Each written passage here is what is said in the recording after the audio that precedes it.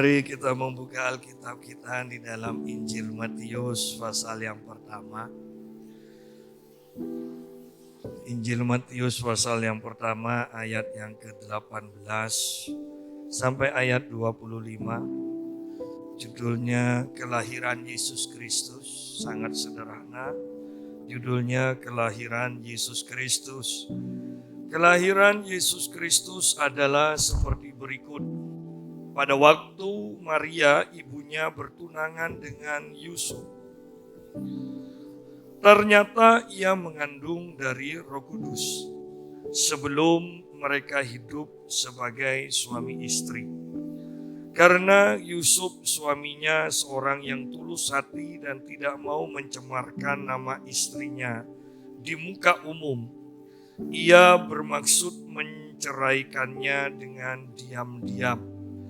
Tetapi ketika ia mempertimbangkan maksud itu, malaikat Tuhan nampak kepadanya dalam mimpi dan berkata, "Yusuf, anak Daud, janganlah engkau takut mengambil Maria sebagai istrimu, sebab anak yang di dalam kandungannya adalah dari Roh Kudus." Kita berhenti sampai sini dulu. Dikatakan di sini bahwa pada waktu Maria, ibu Yesus, bertunangan dengan Yusuf, ternyata ia mengandung dari Roh Kudus sebelum mereka hidup sebagai suami istri. Nah, di sini kita menangkap kebenaran firman Tuhan bahwa Natal itu berbicara tentang kekudusan yang dimanifestasikan. Dikatakan Maria itu bertunangan dengan Yusuf, tetapi mereka tidak berhubungan. Mereka menjaga kekudusan. Hal ini, kekudusan ini di waktu-waktu seperti sekarang, di zaman kita ini, sukar sekali kita temukan. Bahkan ketika gereja mengajarkan kekudusan, maka gereja akan mulai sepi dibandingkan ketika gereja mengajarkan berkat. Gereja mengajarkan kamu berdosa, Tuhan mengerti kok, tidak apa-apa. Ya. Kekudusan seakan-akan menjadi hal yang langka di dalam gereja. Tetapi di sini kita melihat bahwa Natal kembali mengingatkan kita bahwa Natal itu berbicara tentang dua orang yang menjaga kekudusan, yaitu Yusuf dan Maria. Mereka sudah bertunangan, tetapi hubungan mereka itu terjaga sedemikian rupa, sehingga dikatakan di sini Maria mengandung dari Roh Kudus. Berarti Maria bukan mengandung dari hubungannya dengan Yusuf.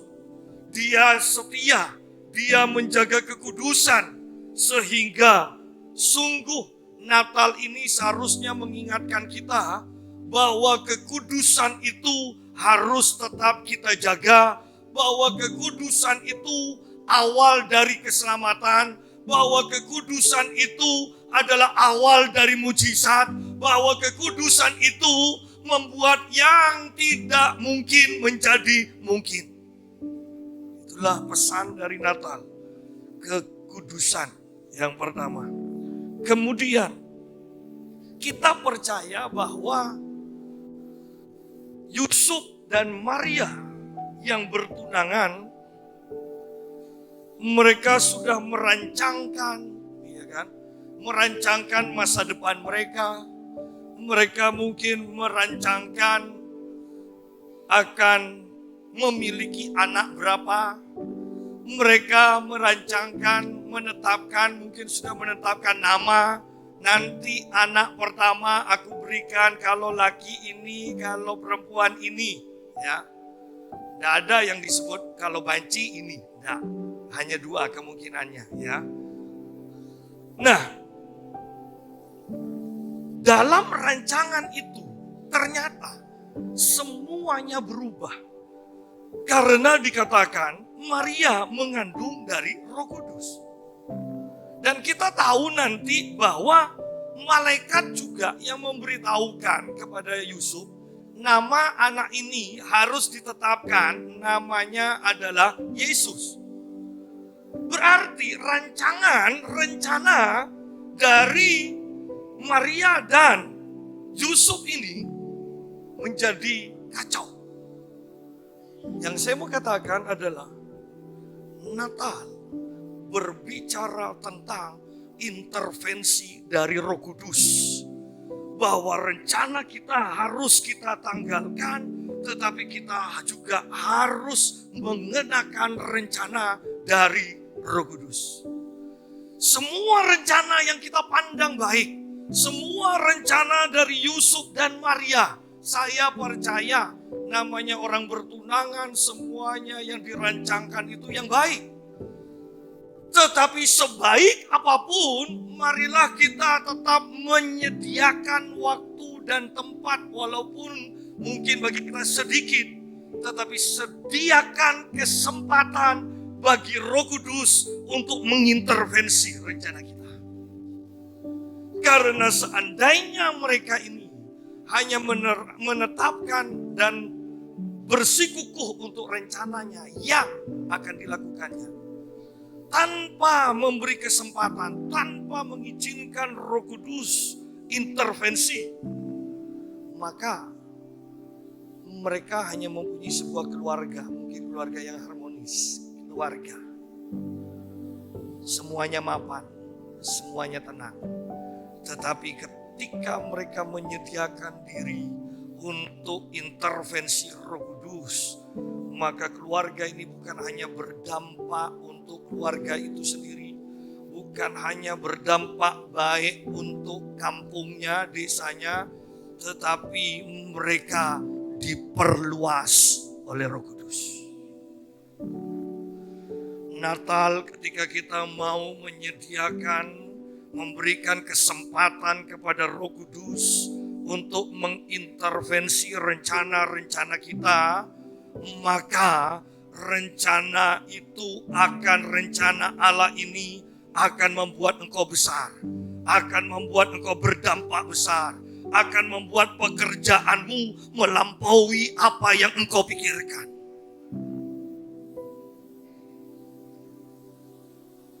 Bahkan saya mau katakan, sebaik apapun, sebesar apapun kita merancangkan gereja ini, saya percaya rencana dari Roh Kudus itu jauh lebih besar daripada yang kita rancangkan.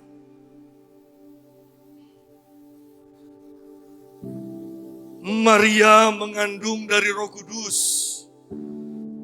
Biarlah kita juga mengandung pikiran-pikiran, rencana-rencana dari Roh Kudus. Dan kehidupan kita mulai akan berbicara untuk dunia, bukan hanya untuk keluarga kita sendiri. Itulah pesan Natal. Pesan Natal yang pertama tadi berbicara tentang kekudusan. Pesan Natal yang kedua, sediakan dirimu untuk intervensi dari Roh Kudus. Dan kemudian ayat yang ke-19. Karena Yusuf suaminya. Jadi ini adat dari orang Yahudi bahwa orang yang bertunangan itu sudah dianggap, sudah disebut sebagai suami istri. Ya. Walaupun mereka belum berhubungan sebagai suami istri, tetapi mereka sudah disebut sebagai suami istri. Karena Yusuf suaminya seorang yang tulus hati dan tidak mau mencemarkan nama istrinya di muka umum. Ia bermaksud menceraikannya dengan diam-diam. Yusuf digambarkan di sini sebagai orang yang tulus hati, orang yang lembut. Kenapa saya tambahin lembut? Ya, karena ketika dia tahu Maria hamil, maka dia dikatakan akan menceraikan, akan memutuskan hubungan dengan Maria dengan diam-diam. Dia tidak mau mempermalukan nama Maria. Walaupun dia berhak untuk mempermalukan, dan akibatnya kalau ini diungkapkan, Maria bisa dirajam. Maria akan mengalami kematian. Bayangkan itu kalau Yusuf tidak merelakan untuk melepaskan haknya. Aku ada tunangan, aku adalah tunangan yang sudah menjaga kesetiaan, dan engkau menyia-nyiakan kesetiaanku, engkau selingkuh, engkau tidak setia, rasakan pembalasanku. Oh, Yusuf tidak seperti itu. Kalau sampai Yusuf melakukan seperti itu, Maria mati. Maria mati. Maria akan dirajam batu. Tetapi bagi orang di sekitarnya, seandainya Yusuf melakukan seperti itu, mereka akan ada di pihak Yusuf. Karena apa yang Yusuf lakukan benar. Tetapi perhatikan, Yusuf tidak mau memakai haknya. Sudah, tidak apa-apa, aku dihianati. Aku putuskan saja. Biar Maria mencari kehendaknya sendiri. Tetapi Yusuf tidak mau mempermalukan Maria. Anda lihat berapa banyak keluarga yang hancur dan pasangan itu yang sudah memutuskan untuk cerai, mereka mengumbar aib dari pasangannya. Untuk apa? Untuk dibenarkan oleh orang-orang di sekelilingnya. Untuk mendapatkan belas kasihan, untuk mendapatkan pembenaran dari orang-orang di sekelilingnya dengan menjatuhkan, menjelekkan pasangannya yang mungkin bisa sudah 10 tahun, 20 tahun menemaninya. Tetapi karena kemarahan, karena merasa dikhianati, maka kita bisa saja menghancurkan nama baik dari orang tersebut. Tetapi mari Natal di sini mengajarkan kepada kita, berikan pengampunan, miliki hati yang tulus, yang selalu ingin melihat orang lain itu diberkati, yang ingin selalu melihat orang lain itu senang, yang rela mengorbankan perasaannya sendiri. Tidak apa-apa, aku dihianati. Biarkan dia mengambil keputusannya. Urusanku adalah urusan Tuhan. Tuhan yang akan menolong, Tuhan yang akan memberkati, Tuhan yang akan memberikan pengganti yang lain. Tetapi pada intinya, Yusuf tidak mau menjelekkan, menghancurkan akan reputasi dari Maria. Ketika dia disakiti saja, dia masih mau melindungi akan Maria. Ini tidak mudah. Inilah pesan Natal. Bahwa lebih baik kita mengalah, lebih baik kita yang rugi. Yang penting orang lain itu sudahlah aman, diberkati, senang. Dengan pengertian, ketika kita melakukan ini, ingat, Tuhan akan memberikan berkatnya kepada kita, pertolongannya, kasih karunia-Nya melampaui apa yang kita bisa pikirkan. Tetapi pagi ini kita belajar tentang kehidupan yang sangat luar biasa. Ingat bahwa Yusuf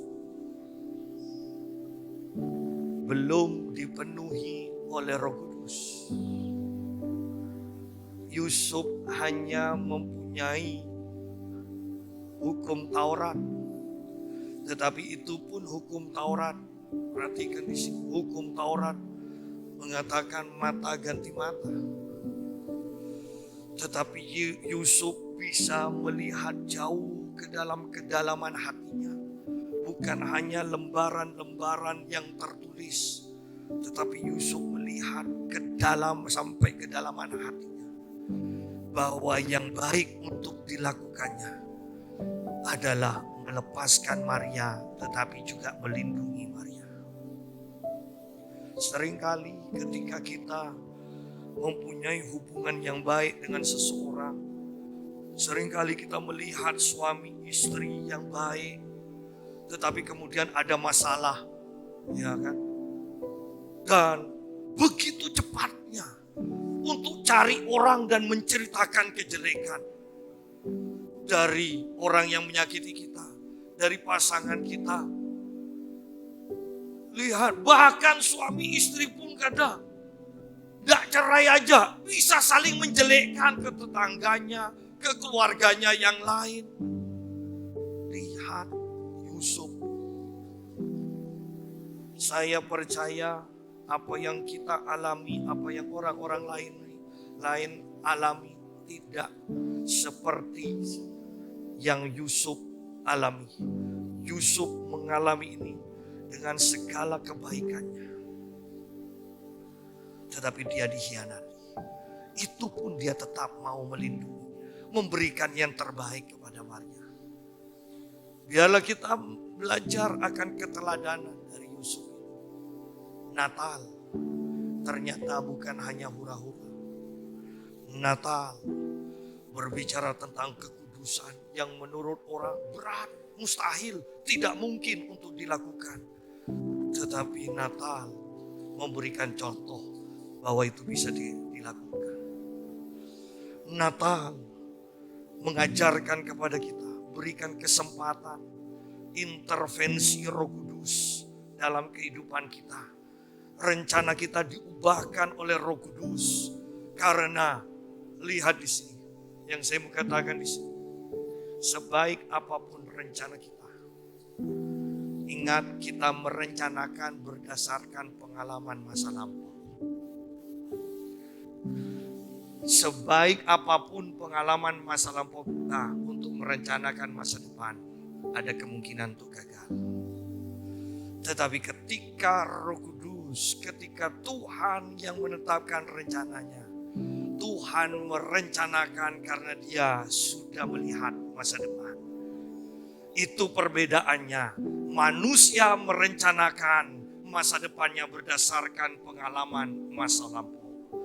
Tuhan menetapkan masa depan berdasarkan hasil akhir di masa depan.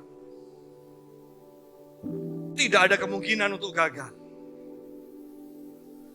Kemungkinan gagalnya adalah kita gagal menangkap rencana Tuhan. Itu sebenarnya. Jadi perhatikan, cari Tuhan. Cari Tuhan. Cari Tuhan. Seringkali orang-orang kalau sudah terdesak kemudian berkata, yang datang kepada saya nasihati, saya selalu kata, sudah diam, cari Tuhan. Sudah Pak, tapi Tuhan tidak ngomong apa-apa. Ini loh repotnya. Ketika Tuhan mau ngomong, kita tidak punya waktu dan kita terbiasa tidak mendengarkan suara Tuhan. Sehingga kita tidak tahu ciri-cirinya apa, Tuhan ngomong bagaimana suaranya. Kita tidak punya pengalaman. Sehingga ketika keadaan kita terdesak, kita butuh suara Tuhan. Dan kita tidak mampu mendengarkan suara Tuhan. Itu sangat menyedihkan. Sangat menyedihkan. Ayat yang ke-20. Tetapi ketika ia mempertimbangkan maksud itu. Ya, kembali Yusuf ini luar biasa. Orangnya tulus hati. Lembut, ya rela rugi, tidak mau merugikan orang lain. Ya kan? Dan lagi, Yusuf orangnya tidak gerusa-gerusu. Dia penuh dengan pertimbangan. Lihat di sini. Ketika ia mempertimbangkan maksud itu. Ini kan sudah sederhana sekali kan. Sudah jelas Maria itu selingkuh. Sudah jelas Maria hamil. Apanya yang perlu dipertimbangkan kalau kita di posisi Yusuf? Ya kan? Kita tidak sejelas masalahnya seperti Yusuf dengan Maria ini. Tidak sejelas Yusuf aja, cepat ngambil tindakan. Ini sudah jelas.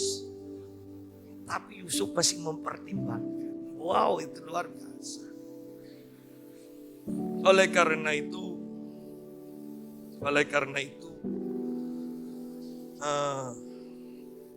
ketika kalau saya lihat orang-orang mau cerai ya sama pengadilan itu selalu dikasih waktu untuk mempertimbangkan. Ada seorang hamba Tuhan yang bagus, luar biasa. Kalau suami istri mau cerai, dia katakan, ya kalian kalau mau cerai datang dengan pakaian seperti kalian awal datang dan diberkati di gereja. Jadi datang ke gereja dengan pakaian pengantin kalian untuk diceraikan. Dan kebanyakan mereka tidak jadi cerai. Ada lagi yang bagus juga, lelucon sih. Bahwa suami istri bisa diceraikan kalau salah satunya mati. Jadinya pendetanya bawa golok. Ayo siapa yang mau dibunuh? Ya. Tetapi ayo pagi ini kita melihat, ayo jangan gerusa-gerusu. Apalagi ketika emosi. Saya selalu katakan bahwa kalau emosi lebih baik jangan ambil keputusan ketika hati lagi marah. Jangan ambil keputusan, jangan menetapkan satu tindakan ketika hati lagi marah. Di sini dikatakan Yusuf mempertimbangkan maksudnya. Dia tidak langsung mengeksekusi maksudnya, tetapi dia mempertimbangkan.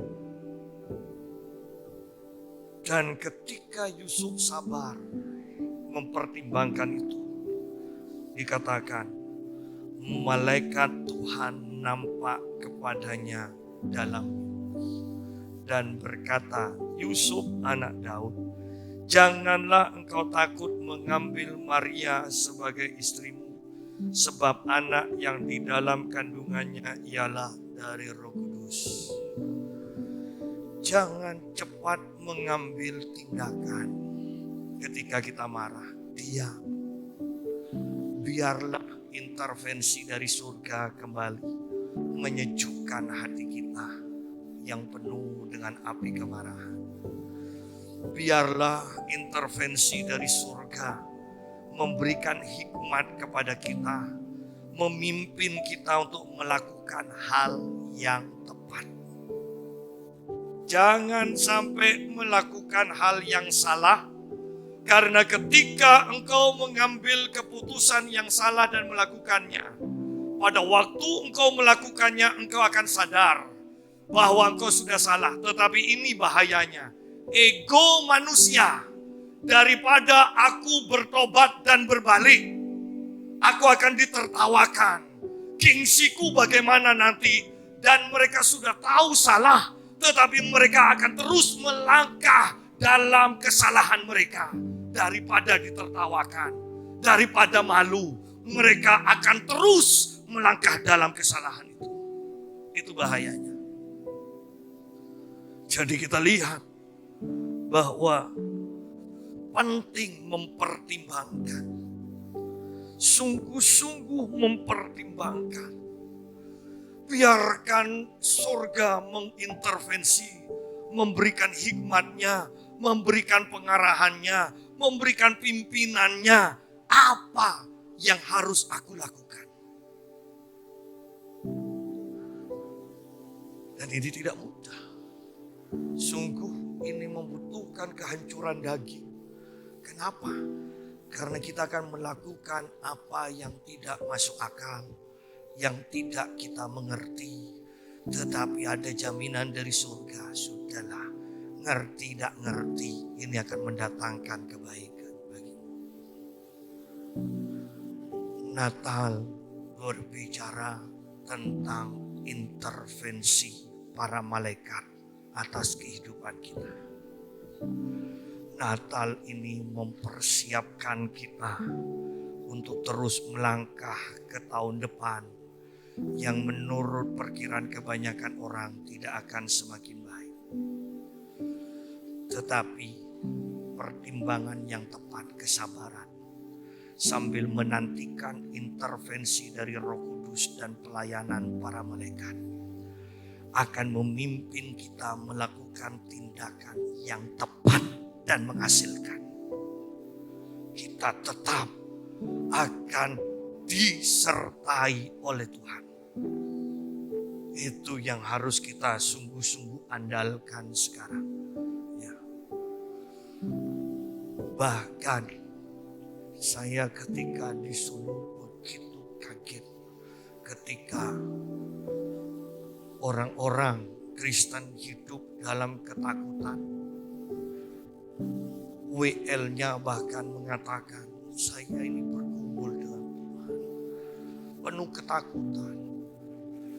Kenapa? Karena mendengar pengajaran hamba-hamba Tuhan tentang akhir zaman. Saya bergumul, sumpah apakah saya harus divaksin atau tidak. Saya berpikir awal, kenapa kok takut? Ternyata lanjutannya. Mereka diajarkan vaksin ini adalah nanti akan masuk chip. Loh, dan saya jelaskan kemudian. Bisa itu loh chip. Orang kalau masih pakai chip itu, jarumnya itu sepetnya beda.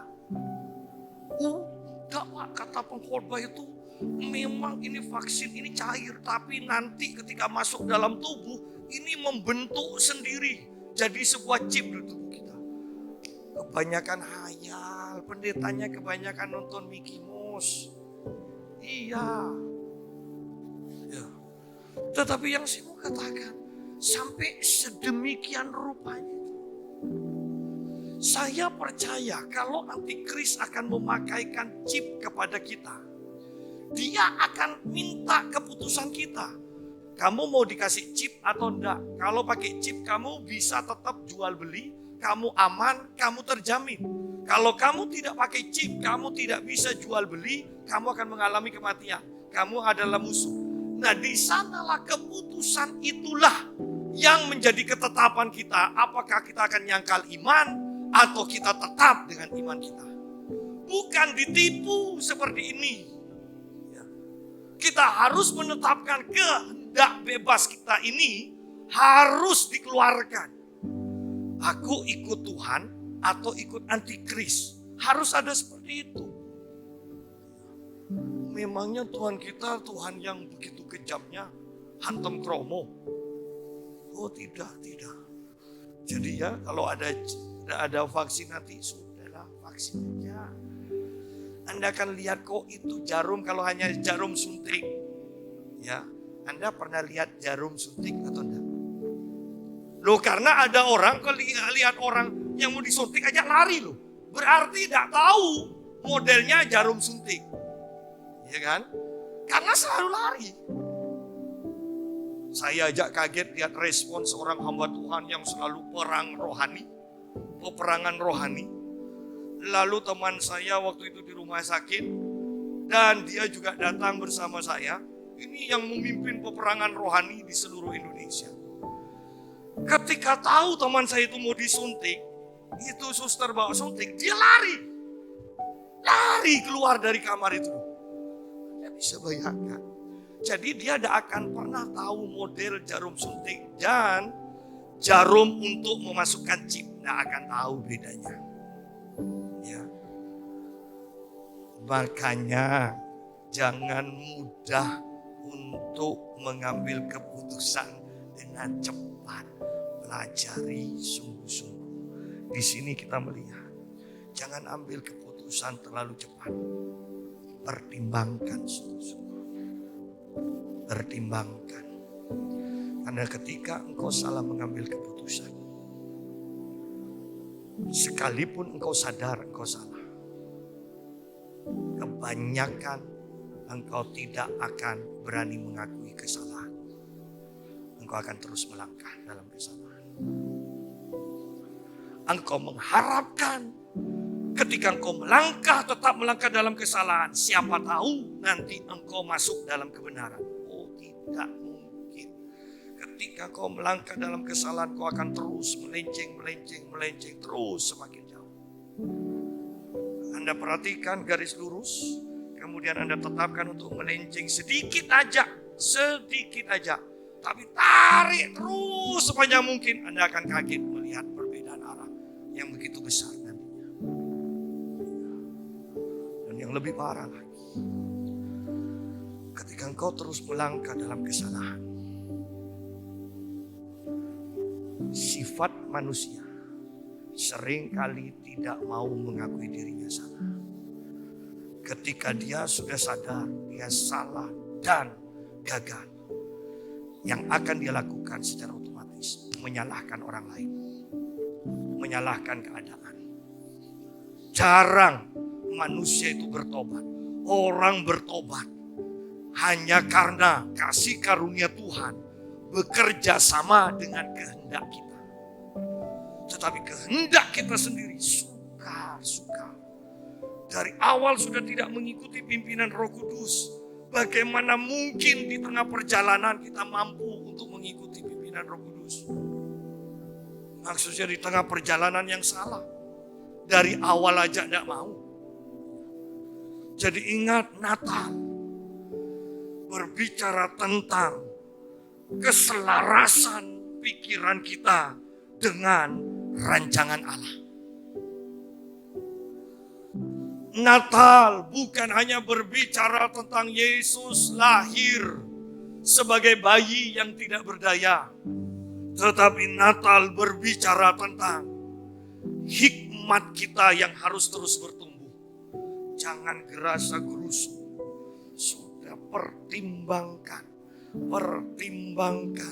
sampai damai sejahtera Allah memenuhi hati dan pikiran kita. Baru Anda tetapkan keputusan.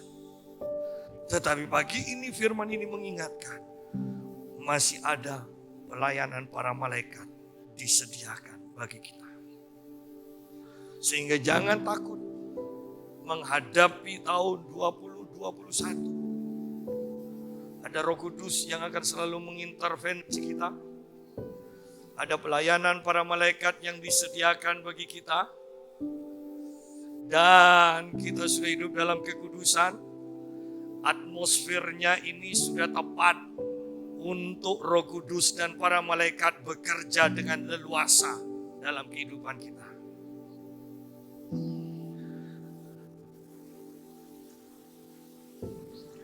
Dan malaikat itu di dalam mimpi berkata kepada Yusuf, Yusuf anak Daud, janganlah engkau takut mengambil Maria sebagai istrimu. Jangan takut mengambil Maria sebagai istrimu, sebab anak yang di dalam kandungannya adalah dari Roh Kudus. Ia akan melahirkan anak laki-laki dan engkau akan menamakan dia Yesus, karena dialah yang akan menyelamatkan umatnya dari dosa mereka. Dipimpin, nama anak yang dilahirkannya harus diberi nama Yesus. Namanya Yesus, ayat 23. Sesungguhnya anak darah itu akan mengandung dan melahirkan seorang anak laki-laki, dan mereka akan menamakan dia Immanuel, yang berarti Allah menyertai kita. Yusuf harus memberikan nama Yesus, Sang Juru Selamat. Dan orang-orang di sekitarnya nanti akan menyebut dia sebagai Immanuel, Allah yang menyertai kita. Artinya bahwa Yusuf memberi nama Yesus, dan nanti Yesus akan bertumbuh, akan hidup untuk mendemonstrasikan kuasa Allah, sehingga orang-orang di sekelilingnya akan mengakui, kalau bukan karena Tuhan yang menyertai, tidak mungkin dia melakukan seperti itu. Ada pengakuan dalam keluarga dia sudah dipimpin sesuai dengan rencana Allah. Dalam kehidupannya dia mendapatkan pengakuan bahwa Allah menyertai dia. Dan bagi kita, saya mau katakan, dialah Yesus yang selalu menyertai kita menghadapi apapun pesan Natal bagi kita saat ini. Allah akan menyertai kita. Tahun 2021, saya mau katakan, sesukar apapun, lihat Sang Pembuat mujizat. Sebahaya apapun, lihat Sang Juru Selamat menyertai kita. Itulah pesan Natal bagi kita. Sang Juru Selamat, Yesus namanya, artinya Juru Selamat. Dia akan menyelamatkan kita dari penyakit. Dia akan menyelamatkan kita dari kemiskinan. Dia akan menyelamatkan kita dari bahaya. Dia akan menyelamatkan kita dari bencana alam. Dia akan menyelamatkan kita dari penipuan. Dia akan terus menyelamatkan kita. Bahkan bukan saja ketika kita panggil. Tetapi kita harus mempunyai kesadaran, mempunyai keyakinan, mempunyai iman. Allah tidak pernah meninggalkan kita sedetik pun. Sebab namanya adalah Immanuel. Ayat 22. Hal itu terjadi supaya genaplah yang difirmankan Tuhan oleh Nabi.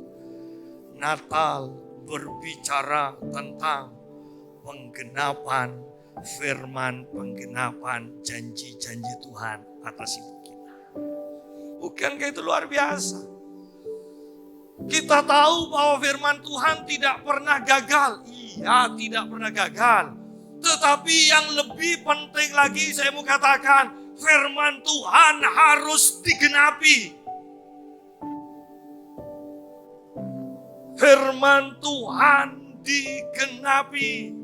Natal berbicara tentang penggenapan firman Tuhan, penggenapan janji-janji Tuhan atas hidup kita. Natal mengingatkan kita bahwa Tuhan tidak mungkin ingkar janji.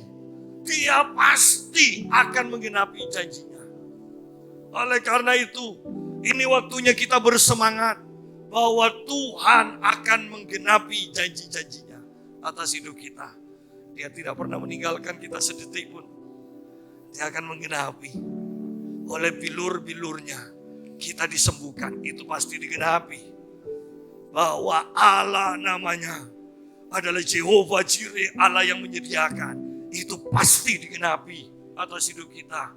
Dia adalah Jehovah Sebaot, Panglima Bala Tentara Surga, yang pasti akan memberi kita kemenangan demi kemenangan.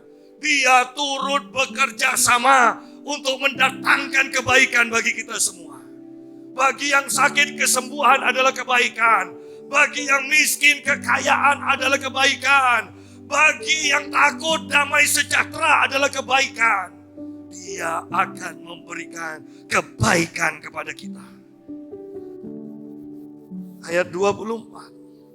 Sesudah bangun dari tidurnya, Yusuf berbuat seperti diperintahkan malaikat Tuhan itu kepadanya. Ia mengambil Maria sebagai istrinya. Natal berbicara tentang ketaatan tanpa penundaan. Taat, berani taat. Kalau bisa dilakukan sekarang, kenapa harus dilakukan besok? Karena ketika kita menunda, api itu, semangat itu akan mulai berkurang.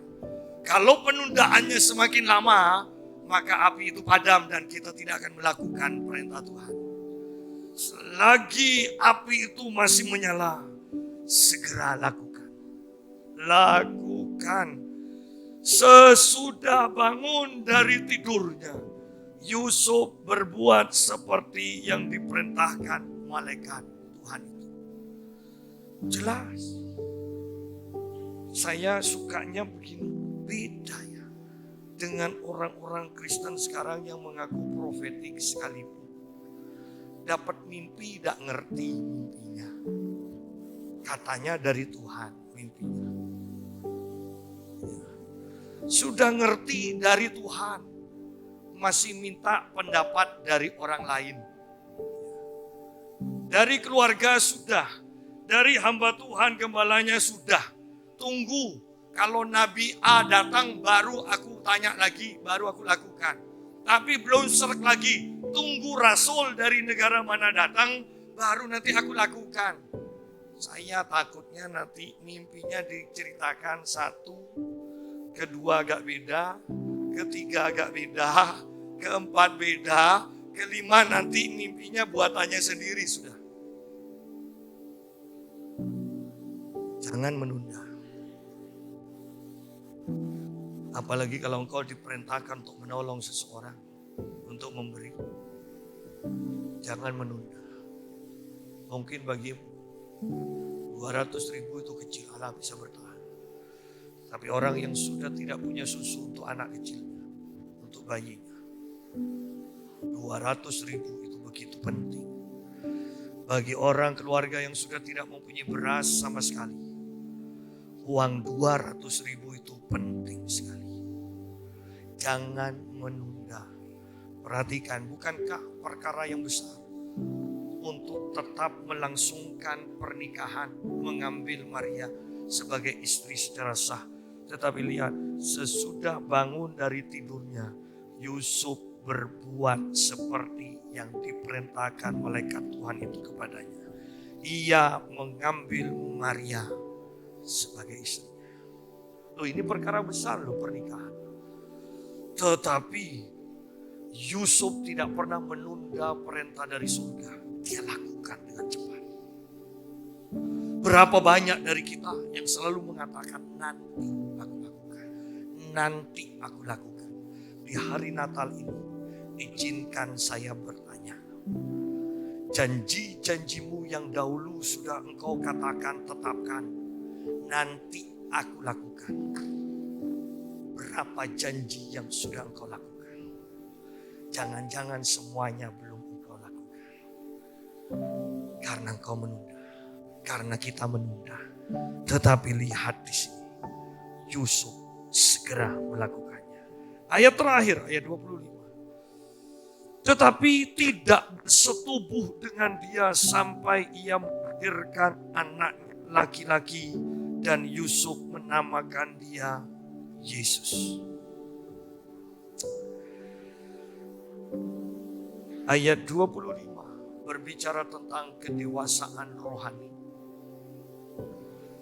yang tidak mengikuti hawa nafsu, tetapi orang yang dewasa rohani bisa mengendalikan hawa nafsunya.